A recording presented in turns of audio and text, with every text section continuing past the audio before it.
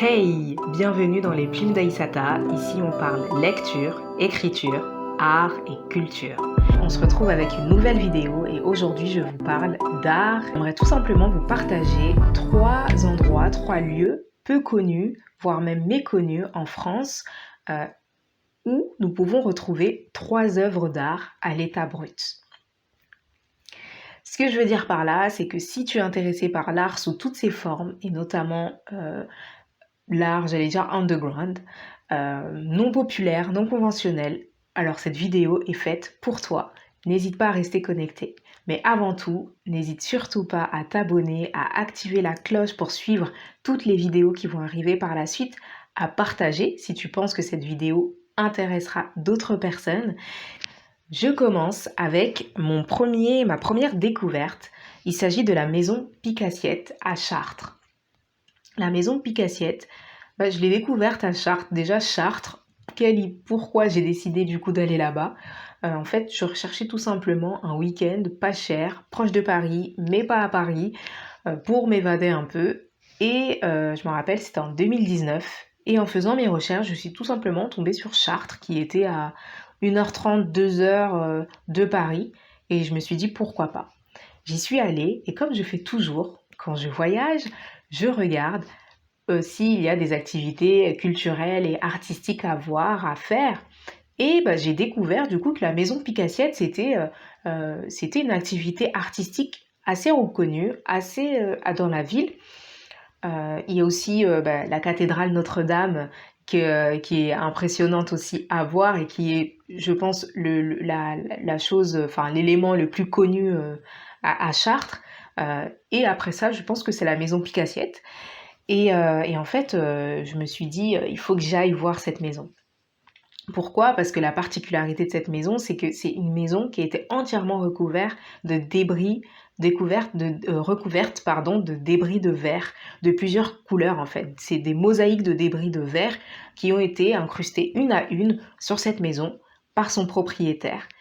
Son propriétaire s'appelle Raymond Isidore. C'est quelqu'un qui a vécu dans la ville de Chartres. Et en fait, il a pris l'habitude, en se promenant, de récupérer des débris de verre et de faïence. Et il les a récoltés, triés. Et petit à petit, il a décidé de décorer sa maison. Et comme ça, il a recouvert toute sa maison, l'extérieur, donc son jardin, l'extérieur de la maison et l'intérieur de la maison. Quand on arrive, c'est juste impressionnant. Je vais vous mettre les photos.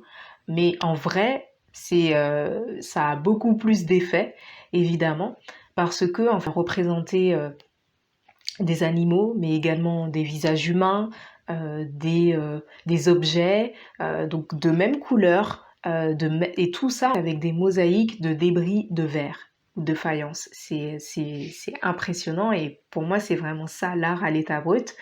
Et donc du coup, pour moi, ça vaut vraiment le coup de voir. Donc si vous connaissiez pas et que vous êtes de passage à Chartres et que vous êtes intéressé par ce style d'art, n'hésitez pas à y aller. Si vous avez déjà vu, vous êtes déjà allé, vous connaissiez déjà, n'hésitez pas à me dire en commentaire ce que vous en avez pensé. Je vous laisse avec les photos.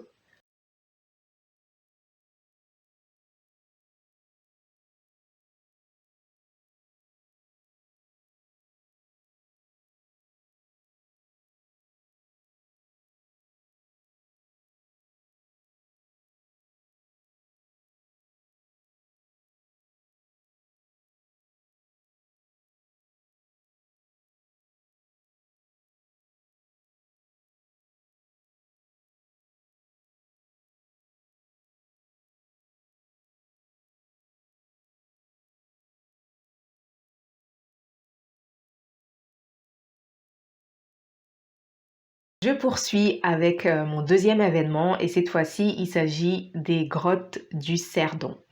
Les grottes du Cerdon, donc comme évoqué, donc ça se situe à Cerdon, au Cerdon, je ne sais pas comment on prononce d'ailleurs. C'est situé à 1 heure, à peu près 1 heure de Lyon. J'étais de passage à Lyon pour un week-end et justement avec une amie, on souhaitait découvrir les alentours de la ville parce que je suis allée plusieurs fois à Lyon, donc j'ai vu plusieurs fois l'essentiel en fait, la ville et du coup on a voulu s'excentrer. Et on a découvert les grottes du Cerdon. Donc les grottes du Cerdon, il s'agit d'un parc de loisirs préhistoriques. On a la possibilité d'effectuer des balades et de se promener dans les grottes. Et en fait, les grottes du Cerdon, pour donner une vision, donc je regarde en même temps mes notes, ça se situe plus précisément dans le massif du Jura. Il y a eu une vie préhistorique à cette période-là. Et ça a été aussi une période de grande glaciation. Et du coup, ce qui est impressionnant et ce qui est, je trouve intéressant à voir, c'est que quand on arrive, en fait, on a beaucoup de stalactites et de stalagmites. Et moi, c'est vrai que de façon générale, quand j'admire la beauté de la création, de la nature notamment, c'est souvent quand je suis à la plage, quand je suis à la campagne, quand je suis en forêt. Donc en fait, c'est toujours le même style, le même type de paysage que je vois et je connais moins en fait les grottes. Et là, en fait, ça m'a vraiment ouvert l'esprit en me disant, mais waouh, la beauté, elle est vraiment partout. Et là aussi, je vais vous mettre des photos et c'est juste ouf. On a fait 1 heure de balade. La balade était gratuite. La balade était gratuite. Je vous ai peut-être pas dit, je sais plus si je vous ai dit que l'entrée, je reviens en fait à la maison Picassiette. L'entrée, elle coûte 6,50 €. Venir du coup aux grottes du Cerdon, mais je me souviens plus. Je crois qu'on n'a pas payé. Ah si, on a payé, mais je me rappelle plus du prix.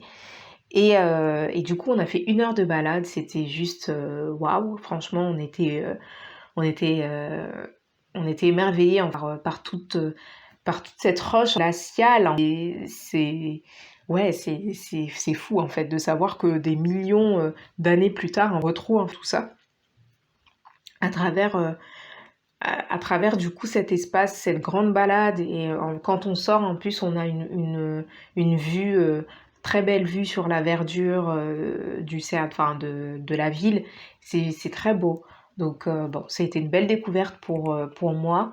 Et si tu n'as jamais fait, tu viens d'entendre parler de ça, n'hésite pas à y aller. Si ça peut t'intéresser, dans tous les cas, je mets des photos.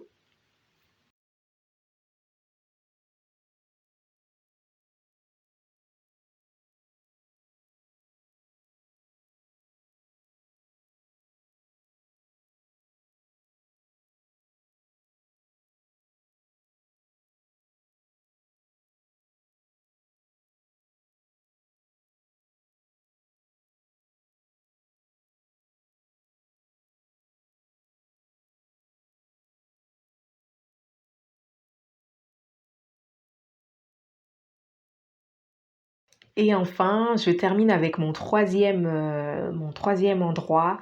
Il s'agit de Saint-Malo. Donc Saint-Malo, c'est quand même un peu plus connu du coup que Cerdon, les grottes du Cerdon ou encore Chartres. Mais ce que je veux dire, c'est que là, l'œuvre dont je vais vous parler, ça concerne les rochers sculptés. Je ne sais pas si ça vous parle. C'est dans un quartier de Saint-Malo qui s'appelle Roteneuf. Et, en fait, les rochers sculptés ont une histoire. Parce que il s'agit d'un prêtre qui s'appelle l'abbé Fouéré, qui était appelé l'abbé Fouéré, et qui du coup à Roteneuf a été amené justement à être prêtre dans les années 1800, si je ne me trompe pas, 1894. Dans ce petit village, Roteneuf, c'est un petit village de pêcheurs et de laboureurs. Il a été prêtre. Malheureusement, il a connu un événement handicapant. Il est devenu sourd. Et c'est à ce moment-là qu'il a décidé d'entreprendre cette œuvre longue. Cette œuvre, il s'agit de la sculpture de 300 visages sur de la roche. Cette œuvre a duré 14 ans. Donc il a fait ça durant 14 ans et c'est ce qu'on peut retrouver en fait là-bas. C'est au niveau de la plage.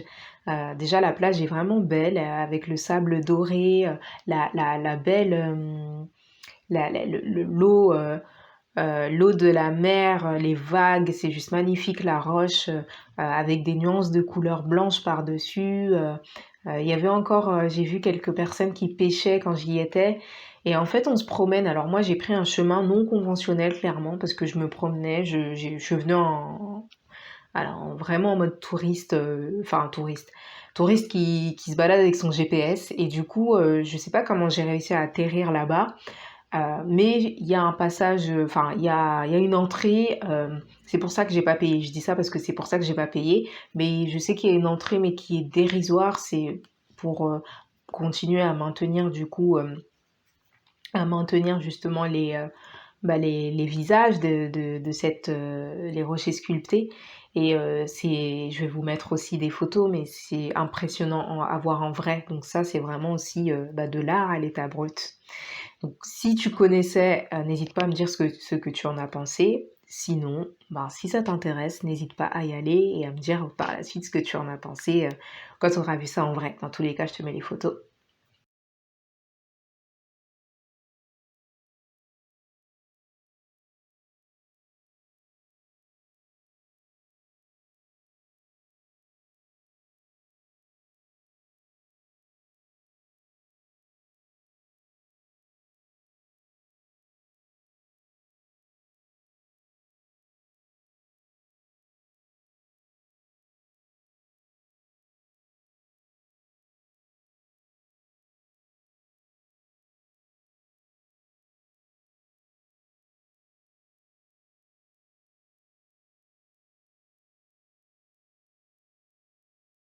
J'arrive à la fin de cette vidéo avec mes 3 œuvres artistiques et culturelles que l'on peut découvrir dans des lieux et endroits méconnus en France.